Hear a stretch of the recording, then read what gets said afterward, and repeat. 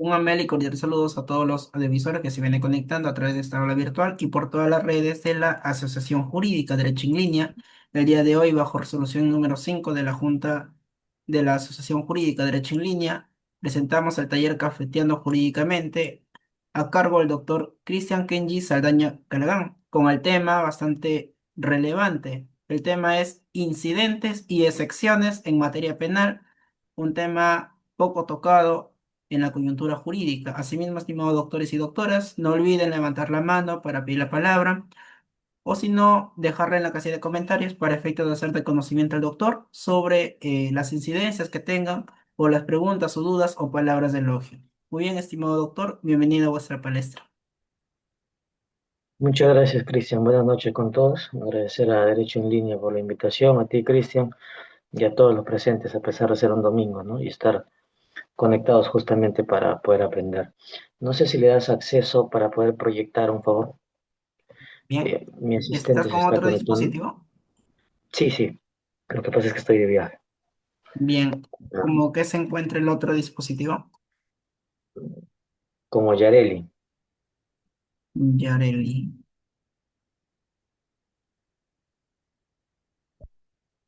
Maldonado. Sí, Ok, correcto. excelente. Excelente, ya tiene todos los accesos. Correcto.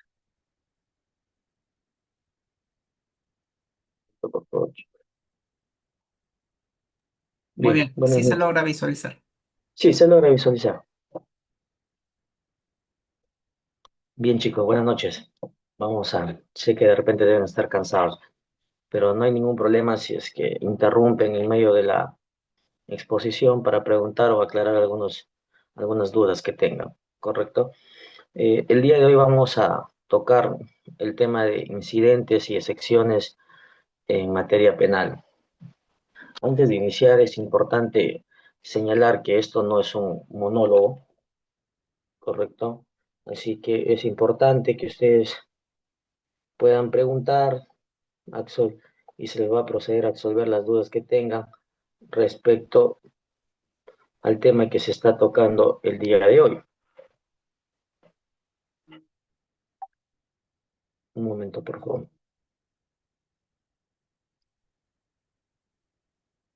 Recording in progress. Se me escucha, no se filtra, ¿no? Sí, sí se logra escuchar. Ya, bien. A ver, el día de hoy vamos a tocar lo que son los incidentes y las excepciones en materia penal.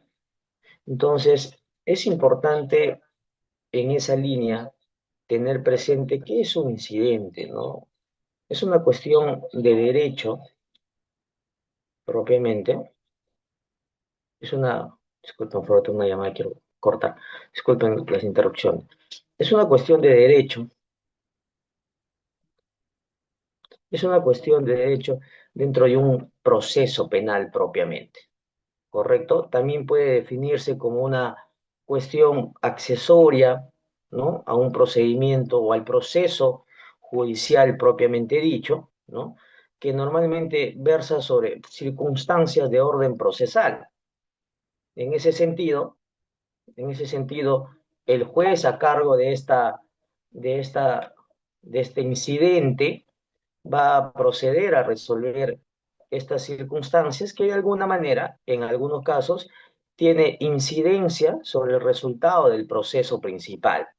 Y justamente este resultado sobre el proceso principal, decidiendo justamente a través de estas incidencias o excepciones que se puedan plantear.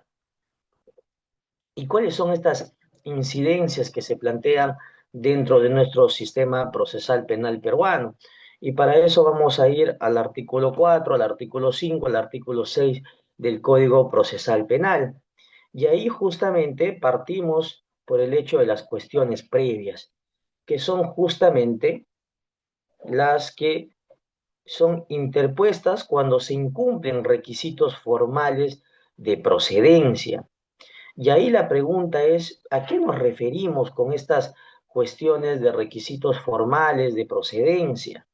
Y cuando uno va al artículo 4 del Código Procesal Penal, textualmente este artículo señala que la cuestión previa procede cuando el fiscal decide continuar con la investigación preparatoria, omitiendo un requisito de procedibilidad explícitamente prevista en la ley, si el órgano jurisdiccional la declara fundada, lo que tiene como consecuencia es anular todo lo que se ha actuado y justamente frenar esta situación y posponerse ante una situación futura el reinicio de lo que sería nuevamente la investigación cuando se haya satisfecho esta cuestión justamente de cuestión previa.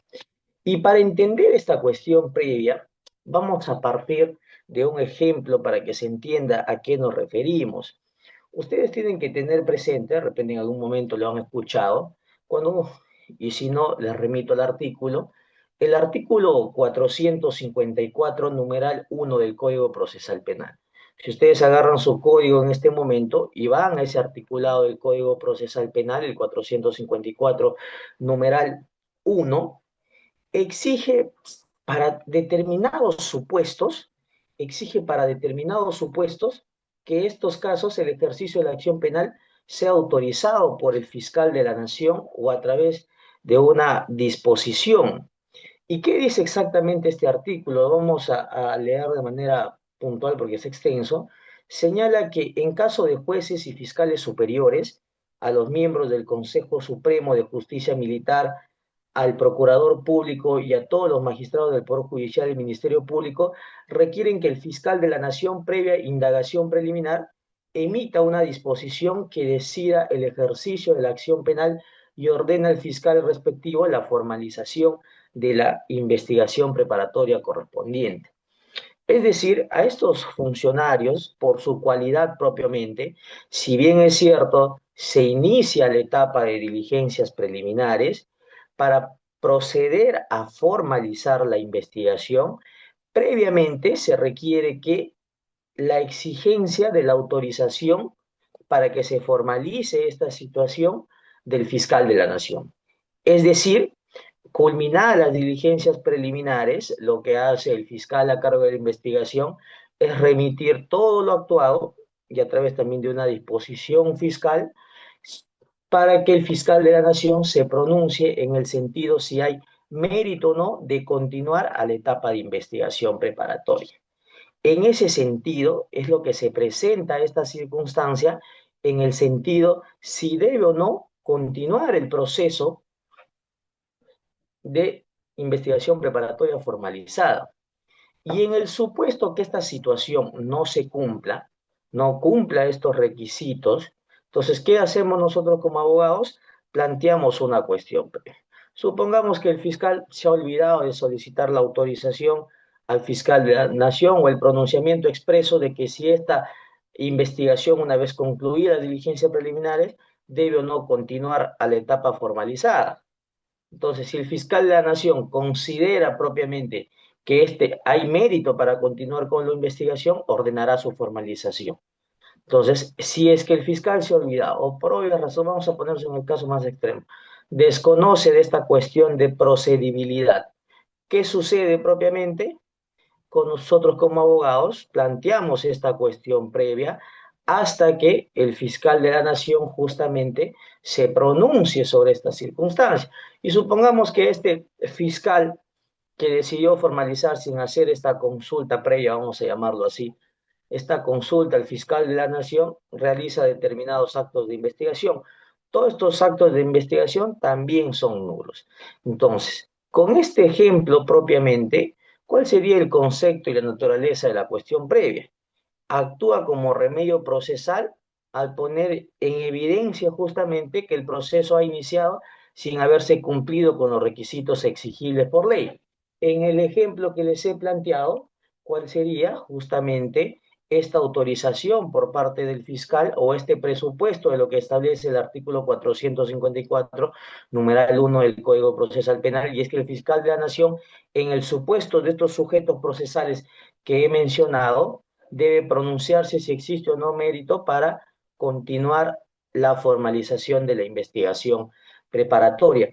Y vamos a poner otro ejemplo también bastante sencillo, y es en los casos de omisión a la asistencia familiar.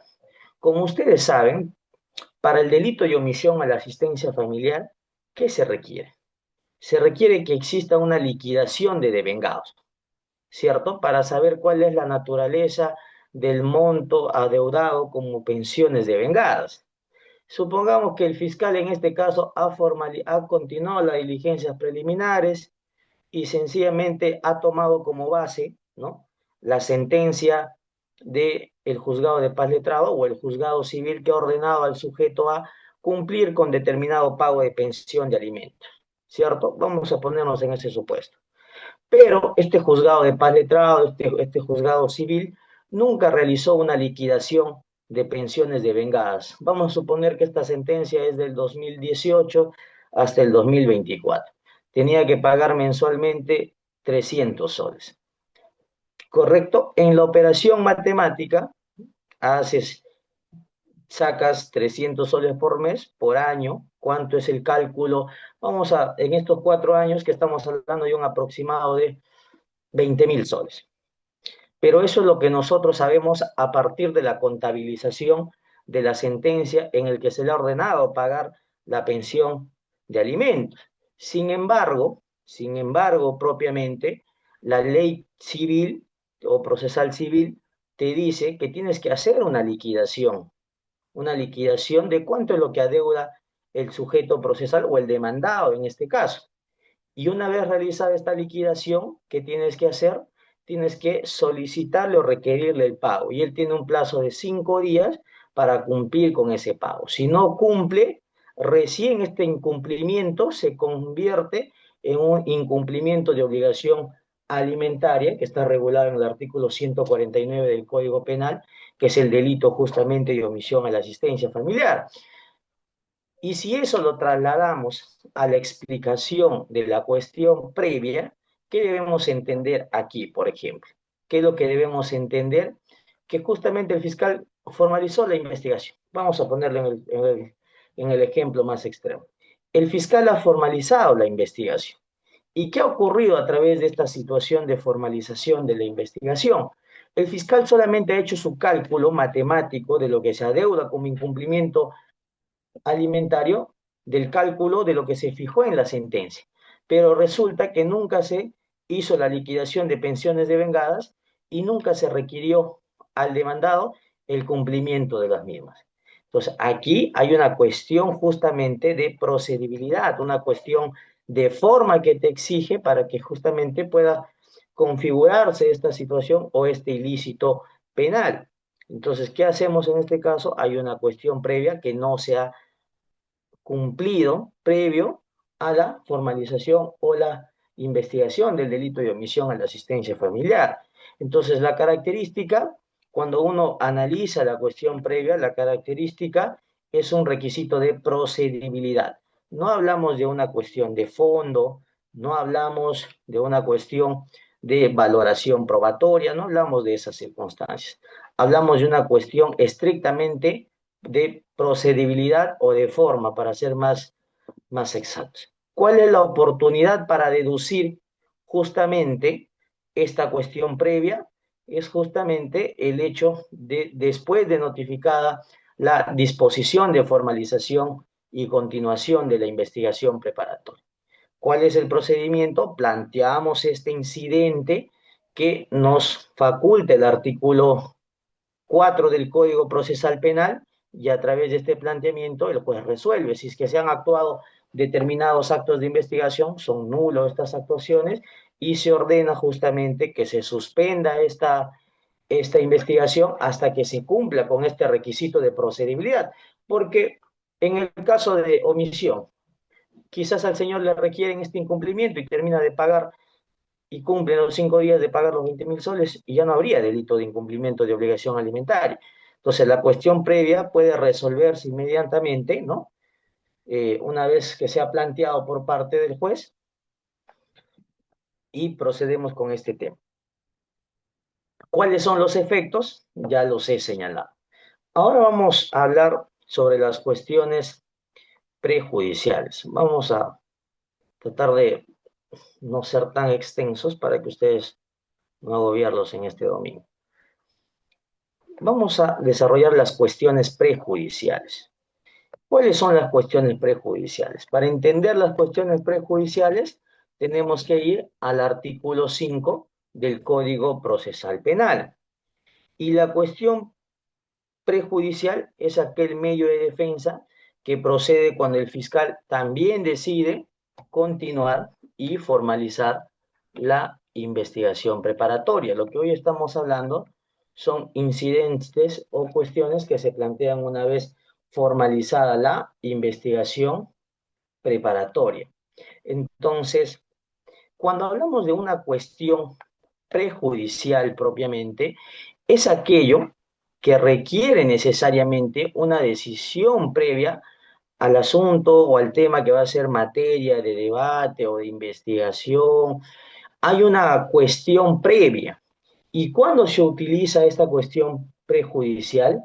Cuando justamente existe otra instancia o existe un, vamos a ponerlo así, un proceso aparte, para que si vamos a partir del ejemplo para que ustedes puedan entender. En el caso, por ejemplo, de los delitos ambientales. En los casos de delitos ambientales, antiguamente la norma penal establecía, ¿no? O algunos delitos ambientales, por ejemplo, el delito de contaminación ambiental, se requiere un informe, en este caso del organismo ambiental, vamos a poner que es la OEFA, para determinar si definitivamente ha habido, ¿no?, una situación del daño al suelo, al subsuelo, al aire, ¿no? Entonces, esta situación, por ejemplo, es una cuestión prejudicial. Hay una ausencia de la consecuencia fáctica del delito. ¿Y cuál sería? Determinar si estamos ante un delito de contaminación ambiental. Y para determinar que estamos ante un delito de contaminación ambiental, ¿qué se requiere? Una cuestión prejudicial y que se resuelva en la vía administrativa si efectivamente la acción, por ejemplo, en el caso de los basureros, ¿no? Si se ha infringido por parte del alcalde, ya sea del personal autorizado, que ha estado depositando en determinada área, en determinado espacio, residuos sólidos, basura, lo que se conoce comúnmente, ha generado algún tipo de daño o contaminación al suelo, al subsuelo. Entonces, a través de este informe se va a determinar si efectivamente existe o no este nivel de contaminación o ha excedido los niveles que están regulados, porque desde el momento que yo arrojo o existe un espacio destinado justamente al acopio de residuos sólidos, de basura, entonces, ¿qué sucede aquí? Hay una especie de contaminación, pero hay un límite permisible. Entonces, ¿qué se hace a través de este informe para entender la cuestión prejudicial?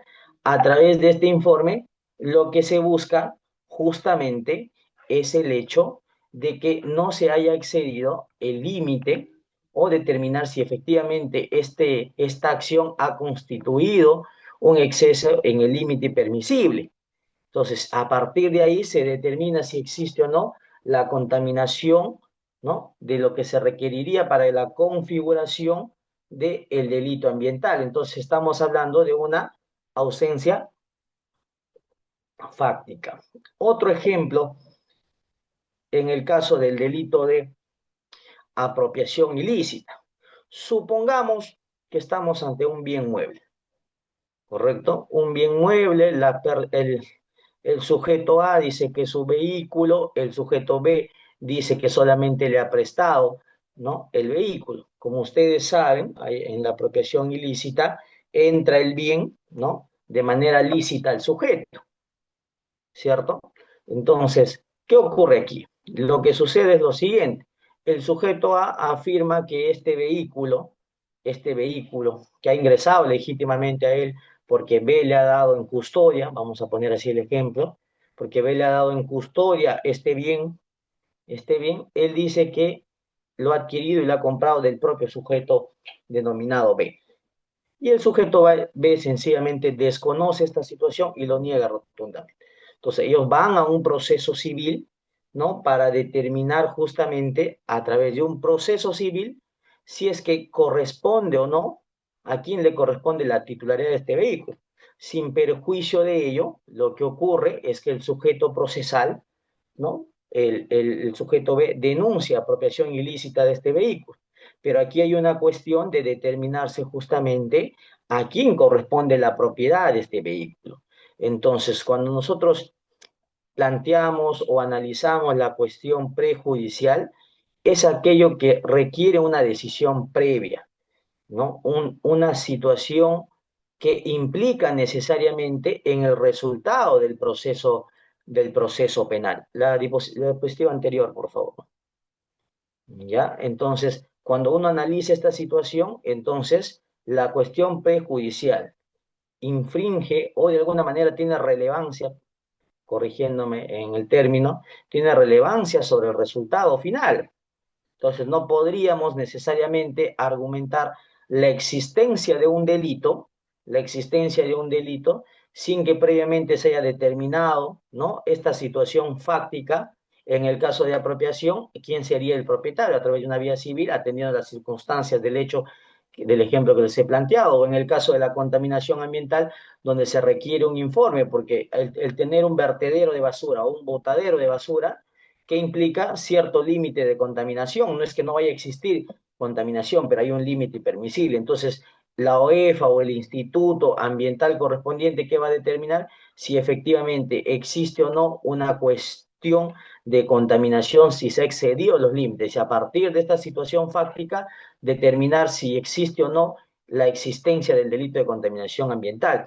¿Cuáles son las características de esta cuestión prejudicial? En la cuestión prejudicial no se niega los hechos. Eso ténganlo bastante claro. No se niega los hechos, ¿correcto? Los hechos se analizan tal cual, sino lo que se tiene en consideración es que está pendiente de un pronunciamiento o un procedimiento previo, ¿correcto? Entonces, la misma cuestión prejudicial, el procedimiento es lo mismo que se ha explicado anteriormente con la cuestión previa que se plantea una vez formalizada justamente la investigación preparatoria. Ahora bien, vamos a hacer un cuadro comparativo con la siguiente diapositiva para que se entienda un poco de la cuestión previa y la cuestión prejudicial. ¿Qué es lo que nos señala? En las diferencias justamente entre las cuestiones previas y las cuestiones prejudiciales. Conforme ustedes pueden advertir y observar en pantalla, la cuestión previa no guarda relación con ningún elemento del hecho delictivo. No hacemos análisis fáctico ni nada por el estilo. Lo único que analizamos es una cuestión de formalidad o de procedibilidad para poder determinar, ¿no?, la continuidad o no del proceso penal. En el caso de las cuestiones prejudiciales, sí hay un análisis, por así decirlo, del hecho fáctico, del esclarecimiento, si los presupuestos o los elementos que se narran como hecho fáctico tienen elementos constitutivos del delito o constituyen la acción propiamente que se ha imputado, constituye una acción delictiva. En el caso de las cuestiones previas, si es fundada, anula todo lo actuado y se tiene por no iniciado el proceso penal. En el caso de las cuestiones prejudiciales, si se declara fundada, suspende solo el proceso penal y no la acción hasta que se resuelva y concluya el proceso extrapenal. Y la cuestión previa no requiere necesariamente, extrapenalmente, que se emita la decisión sobre algunos elementos del ilícito en materia de investigación. En el caso de las cuestiones prejudiciales, sí requiere necesariamente de una declaración extrapenal. En el caso de civil, para determinar quién es la propiedad del vehículo, en el caso del ejemplo que se consignaba, o en el caso del informe de la OEFA en relación a si se ha excedido o no los límites permisibles de contaminación ambiental, ¿no? Entonces, la ley determina los requisitos, en el caso de cuestiones previas, los requisitos de procedibilidad, el caso de alimentos que hemos puesto sobre la liquidación de devengados, su requerimiento previo, ¿correcto? En el caso de los fiscales o magistrados, el pronunciamiento por parte de la fiscal de la Nación, del fiscal de la Nación, si debe o no haber mérito para continuar una investigación o continuar a la etapa formalizada. En el caso de las cuestiones prejudiciales, no se establece taxativamente cuándo corresponde suspender el proceso penal. Surge cuando hay necesariamente un nexo lógico, jurídico, una relación, y esta relación o este análisis van a ser a partir del análisis o el hecho fáctico, la relación del hecho fáctico con la relevancia de lo que se va a resolver. En este caso, los límites permisibles, un delito de contaminación ambiental. En el caso de la supuesta apropiación, determinar o no definitivamente si había una apropiación o se trata de una cuestión de propiedad propiamente. Entonces, en el caso de las cuestiones previas, son condiciones que determinan la validez del proceso. Es un tema de forma, conforme se ha dicho. En el caso de las cuestiones prejudiciales, pueden afectar el contenido mismo del pronunciamiento. Entonces, se dan cuenta que en las cuestiones previas estamos hablando de una cuestión de forma, procedibilidad, pero eso no significa la no existencia del delito.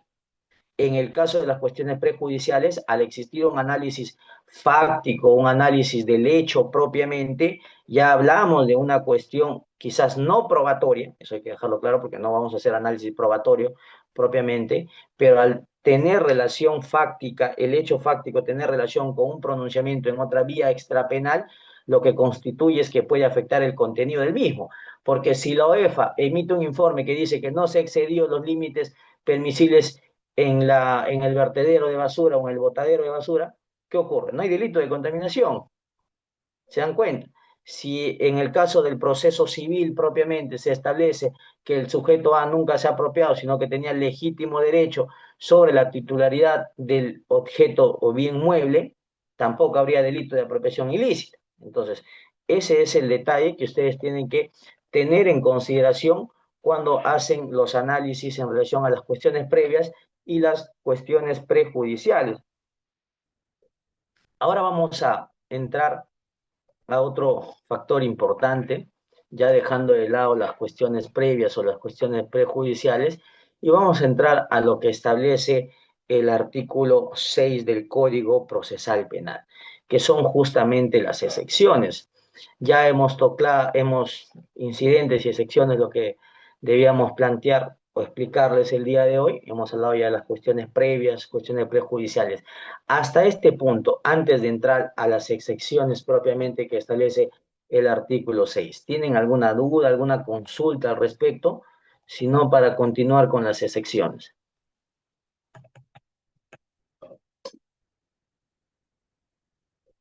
¿Alguna duda, alguna pregunta al respecto? Bien, al parecer está todo conforme, doctor. Dice Valentina, no se le ve. ¿Me escuchan? ¿Se me ve? Sí se la escucha, doctor. Solo ahora sí se le ve. Ah, disculpen, es que es un poco la ignorancia tecnológica, estoy de la tablet. Ya, a ver, vamos a desarrollar las excepciones. Cuando ustedes quieran analizar las excepciones, vamos al artículo 6. ¿Qué dice el Código Procesal Penal? ¿Qué se discute en la excepción de improcedencia de acción? En las excepciones propiamente. ¿Qué es lo que se discute? Las excepciones son mecanismos de defensa que tiene el imputado, el acusado, ¿no? Justamente para determinar, según el avance del proceso, si el hecho o el factor imputado constituye o no de alguna manera delito. Y para eso la norma procesal nos ha planteado diversos supuestos, ¿no? Diversos supuestos. En primer lugar, naturaleza de juicio. Cuando se ha dado, ¿no?, al proceso una sustantación distinta a la prevista por ley. Y aquí vamos a traer un poco a colación el delito de usurpación agravada, por ejemplo. Ustedes saben que para el delito de usurpación agravada lo que se protege es la posesión propiamente. Entonces, ¿qué sucede en esta situación? Entonces, ¿cuándo se plantea esta excepción de naturaleza de juicio? Este medio técnico de defensa se aplica cuando el proceso penal se desarrolla de una manera distinta a lo que la ley establece, ¿no? Su finalidad propiamente, de alguna manera, es analizar el fondo del caso, el hecho en concreto, y garantizar justamente que el procedimiento siga un curso correcto conforme a la norma. Pero ojo, no hablamos de un tema de análisis probatorio propiamente, sino de un análisis a simple vista, un análisis que determine, por ejemplo, en el caso de usurpación, se habla de usurpación cuando justamente se turba la posesión de la persona que vive pacíficamente, pero resulta que ambos sujetos procesales, en este caso, tienen posesión del bien, ¿no? Uno tiene el título de propiedad, el otro tiene una constancia de posesión. Y resulta que el titular, justamente, el que tiene el título de propiedad, lo denuncia penalmente al que tiene la constancia de posesión, señalando que ha cometido el delito de usurpación, porque está viviendo en su inmueble. Entonces, ¿qué sucede en esta situación? ¿Ha habido un despojo ilegítimo sobre esta situación? No. Entonces, ¿qué ocurre? Aquí lo que se debe analizar es un mejor derecho de propiedad. ¿A quién le corresponde el mejor derecho de propiedad? Al que tiene el título de propiedad, al que tiene la constancia de posesión. Entonces, ahí hay una sustantación distinta que se ha dado al proceso. Entonces, en este caso, estamos hablando justamente de la excepción de naturaleza de juicio, cuando se advierte justamente que se está aplicando una situación jurídica distinta a la prevista en la ley, cuando existe un procedimiento, ¿no? válido que debería haberse seguido en lugar de iniciar la acción penal. Entonces, en este caso, ¿qué debió haberse hecho? En el ejemplo que les estoy planteando, debió haberse no concurrido a la vía penal, sino necesariamente ir a una vía civil donde se debata el mejor derecho de propiedad. Y esta situación, ¿no? Es justamente lo que se analiza en la excepción de naturaleza de juicio.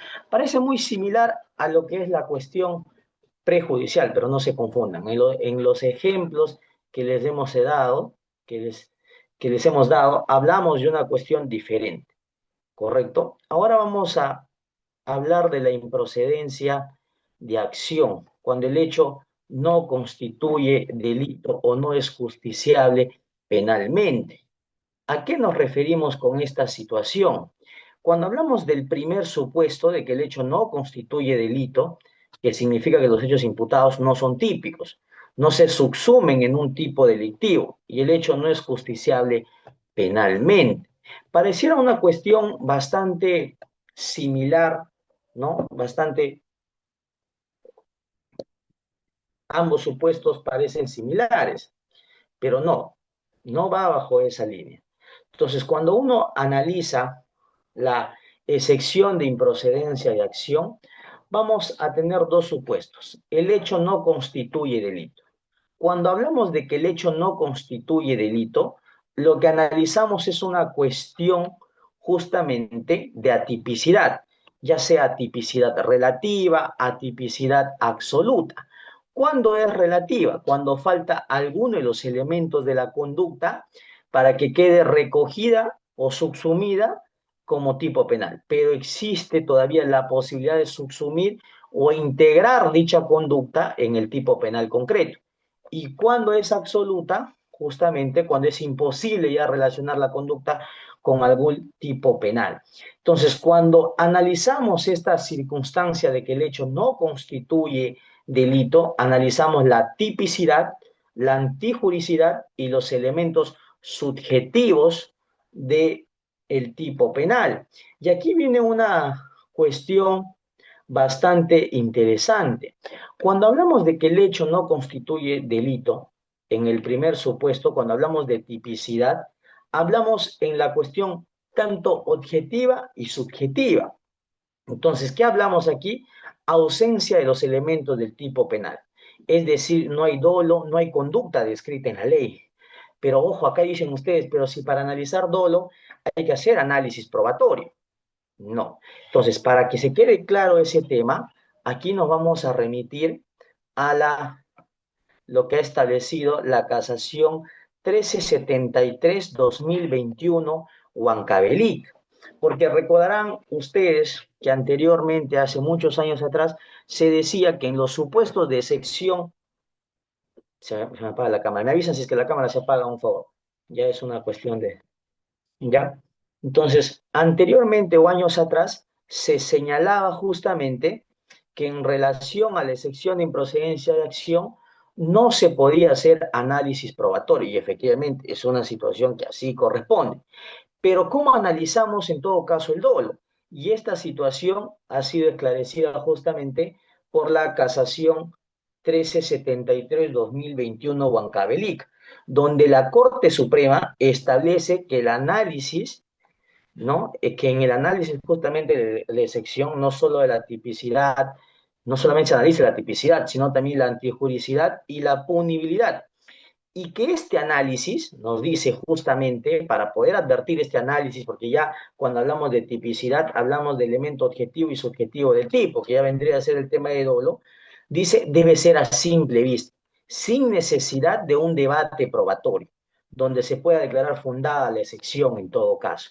Entonces, si para determinar este elemento de la tipicidad relacionado a lo subjetivo, al dolo, la intención, tenemos que hacer análisis de declaraciones, de documentos o cuestiones más a fondo, por ejemplo, entonces ya no habría la posibilidad de que se aplique una situación de excepción bajo este concepto, porque ya sería un tema probatorio. Y recuerden que la excepción justamente se da sobre el análisis de los hechos planteados en la formalización o en su defecto la acusación. Esos hechos no son los que deben de mutar de ninguna manera. Entonces, cuando hablamos de antijuricidad, ¿qué debemos analizar en esta situación de que el hecho no constituye delito? Debemos analizar justamente la existencia de una causa de justificación. ¿Y cuál sería el análisis de esta existencia de causa de justificación? La legítima defensa. Los supuestos que establece el artículo 20 del Código Penal, por ejemplo. Y en el tema de que no es justiciable penalmente, cuando hablamos del tema de una condición objetiva y subjetiva, lo que ya le hemos señalado. Entonces, vamos al segundo supuesto. Y el segundo supuesto es penalmente. Entonces, ya hemos desarrollado las cuestiones de tipicidad, tanto objetiva como subjetiva, la antijuricidad propiamente referida a una causa de justificación. Y ahora, ¿qué nos dice en relación a no es justiciable penalmente? Y aquí nos habla de un tema de falta de punibilidad. Cuando uno analiza esta cuestión del hecho no es justiciable penalmente, lo que uno analiza es la cuestión de falta de punibilidad. Cuando ustedes vayan a plantear ese supuesto, ya sea en una excepción, en etapa de investigación preparatoria, cuando absuelven la acusación y plantean, en este caso también, una excepción bajo estos supuestos, ustedes tienen que tener en cuenta estas condiciones objetivas de punibilidad o las excusas absolutorias. Y cuando hablamos de condiciones objetivas de punibilidad, nos estamos refiriendo a aquellas circunstancias previstas por el legislador como necesarias, ¿no? Por razones de política criminal para que se sancione un injusto penal, es decir, tienen un carácter positivo para la imposición de la pena y que a falta de esta circunstancia necesaria, el hecho ilícito no obtendría una sanción penal, ¿no? Entonces, si en el caso de las excusas absolutorias, por ejemplo, el supuesto de hecho del artículo 189 del Código Tributario, que recoge justamente la figura de la excusa absolutoria y responde a la necesidad de incrementar, ¿no?, la recaudación fiscal a través de pagos de deudas tributarias ocultadas, permitiendo así que los contribuyentes que han desarrollado conductas por tal motivo, no constituya un hecho de delito. Entonces, cuando hablamos de esta no es justiciable penalmente, debemos tener en consideración justamente estas condiciones objetivas de punibilidad y estas excusas absolutorias.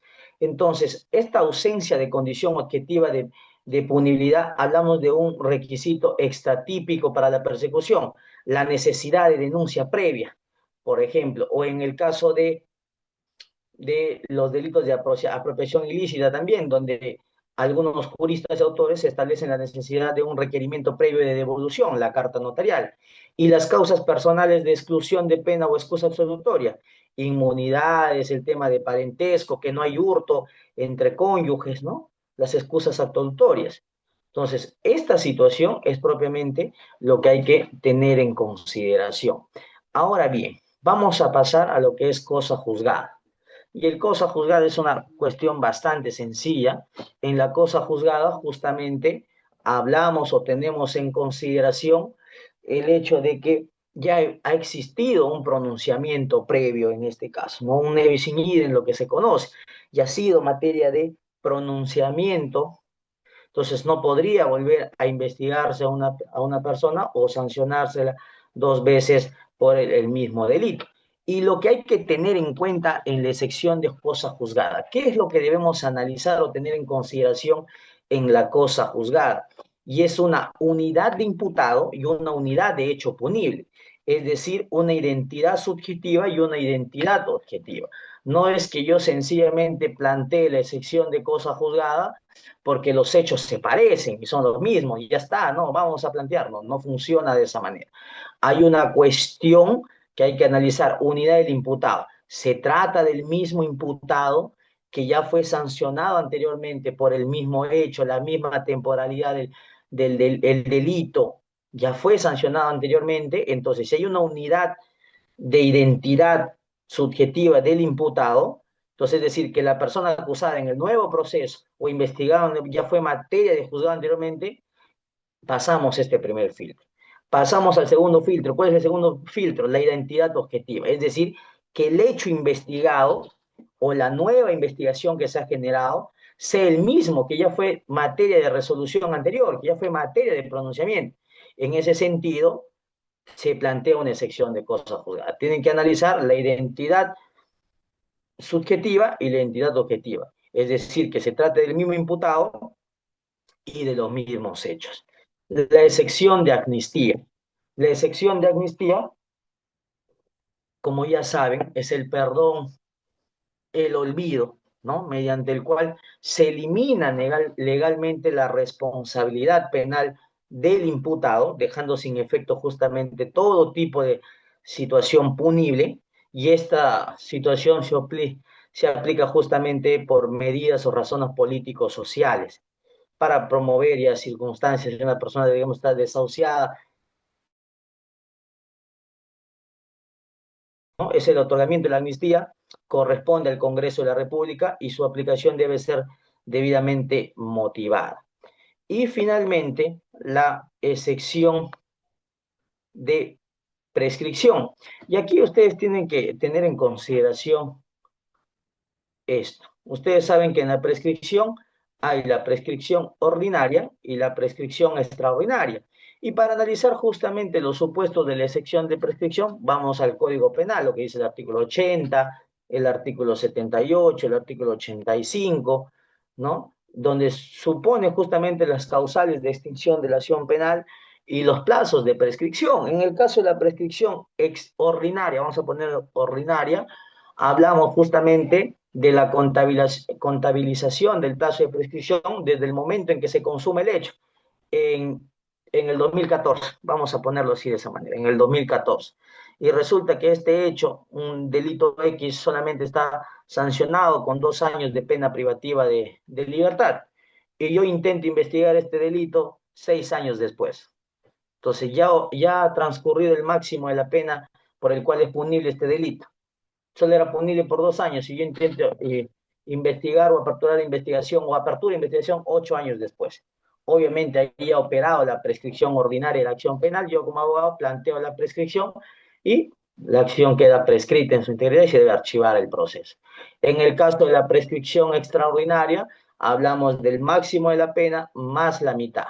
Entonces, ¿qué justamente desde cuándo contabilizamos? Desde la fecha que se apertura esta investigación, es decir, de la disposición de diligencias preliminares. Si se formaliza la investigación, ustedes saben muy bien que a raíz de la modificatoria, el plazo prescriptorio solo se suspende un año. Es decir, si el delito tenía que, el máximo de la pena era 2, más la mitad, 3 años. Inició las diligencias preliminares, vamos a poner el 2020, ¿correcto? Entonces, supongamos que la Fiscalía ha formalizado en el 2021 y en la actualidad nos encontramos ya en 2025, ha transcurrido más de 3 años, más justamente el plazo de interrupción de la prescripción de ese año que se suspende, disculpen, la suspensión de la prescripción que es por un año, entonces el delito ya habría prescrito. ¿Se dan cuenta? Es un análisis bastante sencillo, la verdad, para que ustedes puedan tener en consideración. Entonces, estos aspectos son las cuestiones bastante sencillas que he tratado de explicarlas para que ustedes tengan presentes en relación al tema de las excepciones, las cuestiones previas, las cuestiones prejudiciales. ¿Hasta aquí tienen alguna duda? Cristian, he concluido, no quiero extenderlo más porque es domingo, son las 9 de la noche. No quiero agobiarlos más. Si tienen alguna duda, consulta al respecto.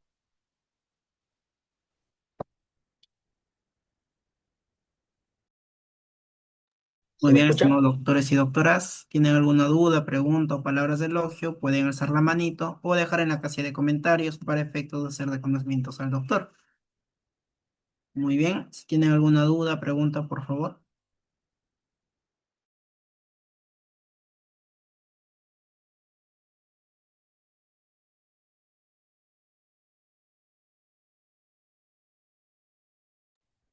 Correcto. Al parecer está todo conforme, estimado doctor Kenji. Eh, es una sección de naturaleza. Moisés nos dice, es una excepción de naturaleza. No sé si la pregunta o Quizás se acotación. está refiriendo a la sección de naturaleza de juicio. ¿Te refieres a eso, Moisés? Moisés, ¿no? Bueno, claro, si ambos son propietarios, en el ejemplo que he planteado, o sea, no hay que confundir, la propiedad es una cosa, la propiedad te va a dar el título de propiedad, o sea, ese documento que se inscribe en la municipalidad o en registros públicos, y otro es la posesión del bien, uno es titular de la propiedad y otro es la posesión, que es la constancia de posesión. Pero en ese supuesto del ejemplo que he planteado, ambos, ¿no? De alguna manera se consideran propietarios del bien, uno a través de este título de propiedad y otro a través de la constancia de posesión, porque está haciendo uso y disfrute del bien inmueble. Pero para poder determinar el mejor derecho, a quién le corresponde esta situación, el mejor derecho de propiedad, tendrían que ir a una vía civil, el mejor derecho de propiedad, o en su defecto, el que viene posesionado sobre el bien, si ha excedido el plazo de los 5 años o 10 años que establece el Código Civil, que demanda prescripción adquisitiva de dominio, o en su defecto, el titular como propietario del bien demanda reivindicación para que se le devuelva el bien. Entonces se dan cuenta que hay un entramado civil de por medio, entonces que no necesariamente constituye un delito penal, pero para esa situación hay que analizar la no existencia de circunstancias o hechos fácticos que nos lleven a concluir que ha habido una situación de abuso, una situación de violencia. O sea, esta excepción de naturaleza de juicio, por ejemplo, en el ejemplo que se ha planteado de mejor derecho de propiedad, en relación al que tiene título, en relación al que tiene constancia de posesión, tiene que haberse dado de manera pacífica este ingreso, en el caso del posesionario, pero si ha habido una situación de despojo, ¿no? De ingreso violento, obviamente ya no podríamos hablar necesariamente de un mejor derecho de propiedad, ¿no? Entonces tendríamos que hablar ya de un delito de usurpación, porque ya había una cuestión de violencia. O sea, esta situación para determinar, estamos referidos a un ingreso pasivo. Un claro ejemplo acá para que se entienda. La persona que es titular de un fondo, vamos a ponerlo así, pero se fue a vivir al extranjero 2 años o 6 años y dejó abandonado su predio. No tenía cerco perimétrico, no tenía absolutamente nada. Lo que hacen es personas que estaban por la zona, ingresan a la propiedad porque no hay cerco perimétrico, no hay nada. Entonces ellos ingresan y se posesionan sobre este espacio, sobre esta área. Esa situación es un ingreso pacífico. Y las autoridades municipales, ¿qué hacen? Te reconocen una constancia de posesión, pero la constancia de posesión no reconoce derechos de propiedad, lo que hace es reconocerte derecho para el uso de tus servicios básicos, agua, desagüe, cuestiones de mero trámite, pero ya eres un posesionario de hecho, un posesionario de este bien de manera pacífica, ¿se dan cuenta? Entonces viene el titular, aparece del extranjero después de 6 años y se da cuenta que alguien está habitando su predio. Entonces él no puede ya desalojarlo. Entonces, ¿qué tiene que hacer? Tiene que plantear ya sea una reivindicación que es en la vía civil, o si lo demanda mejor derecho de propiedad y él contesta que tiene una constancia de posesión, se va a determinar a quién le corresponde el mejor derecho de propiedad. ¿Se dan cuenta? Pero este ingreso del sujeto que encuentra el predio abandonado tiene que ser pacífico, no puede ser violento, porque si no ya hablaríamos de usurpación.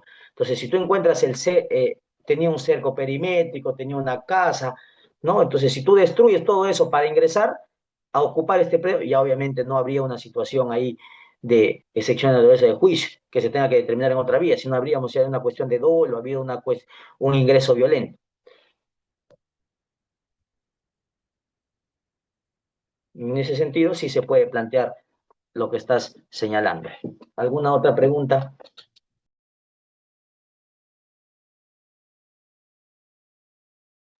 Si tienen alguna duda, pregunta, pueden hacer la manito o dejarlo en la casilla de comentarios. Excelente. Doctor, hace unos... No, me equivoco. En junio aproximadamente, ya que estamos por acabar el año, tuvimos un juicio sobre delitos contra la administración pública. Ahí estuvo un abogado que fue recientemente asesinado en Piura. No sé si recuerda, de Percy Sí, Panaque, que fue asesinado. Ya él sí, era uno de sí. los imputados. Él planteó un recurso de casación y lo admitieron, pero dentro del juicio estaba dando en segunda etapa, o sea, subió a sala, eso estaba dando los alegatos de apertura. Viendo el incidente que, según el artículo 362, que mientras hay una incidencia durante el juicio, en este caso estaba dando los alegatos de apertura, se hizo de conocimiento al juez que ya se habría eh, admitido un recurso de casación extraordinario, por lo cual se debe, que digamos, eh, no continuar con el juicio, con los alegatos de apertura, mientras se resuelva la casación. Y hay muchas veces que el juez te dice, no, mejor hay que continuar. De repente esa casación más adelante se va, va a ser inadmisible, entre otros tópicos. Y bueno, ya estamos diciembre y nos han notificado que la absolución de todo. Pero ese recalcamiento que no paró el juicio, sino continuó más o menos. Es una incidencia que quedó en el vacío. Muchas veces los jueces continúan los juicios a pesar de esas incidencias que surgen. Claro, ahí sin duda tiene que ver ya con un tema de criterio y ponderación, ¿no? Porque si bien es cierto las cuestiones previas, las cuestiones prejudiciales y las excepciones, por ejemplo, en el caso de las excepciones, el código no te dice que suspendas el inicio del juicio, por ejemplo, hasta que se resuelva la excepción. No te dice el código eso.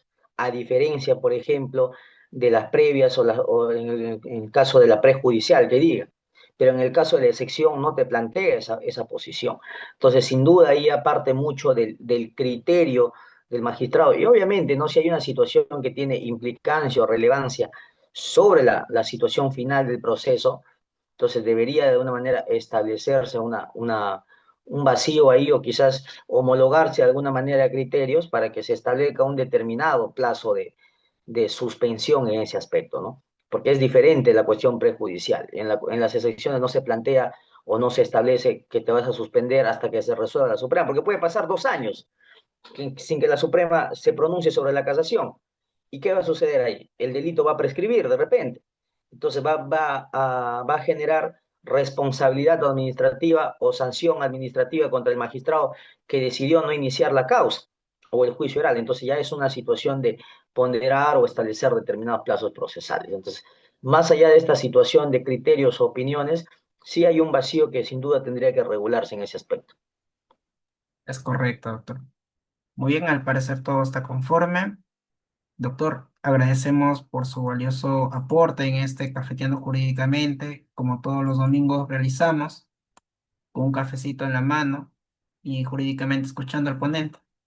Esperemos contar con sus próximas intervenciones a priori, asimismo algunas palabras de reflexión a modo de concluir. Sí, agradecerlos a todos y sin duda, muchachos, sin duda futuros colegas, algunos ya abogados, eh, a estudiar mucho, ¿no? Ustedes son el presente, ya no hablamos del futuro, sino el presente, lo que implica la nueva generación de abogados. Entonces, a prepararse mucho, sobre todo porque a veces por desconocimiento de estas situaciones previas, cuestión previa, cuestión prejudicial de las excepciones, permitimos que un proceso llegue hasta juicio, cuando podría resolverse y darle la tranquilidad a nuestro o a las personas que están siendo investigadas. Recordemos que más allá de ser abogados o estar inmersos en una investigación o defendiendo a determinada persona, son seres humanos a los que defendemos, ¿no? Y sin duda estos seres humanos merecen paz y tranquilidad. Entonces, esto hay que llamar a la reflexión y poder siempre prepararse. Y los felicito a Derecho en Línea, a Cristian y a todos los que están presentes aquí un domingo para poder capacitarse y aprender en esta circunstancia y poder plantear debidamente lo que corresponde en el mejor ejercicio de derecho de defensa de sus clientes. Muchas gracias. Muy bien, muchas gracias, estimado.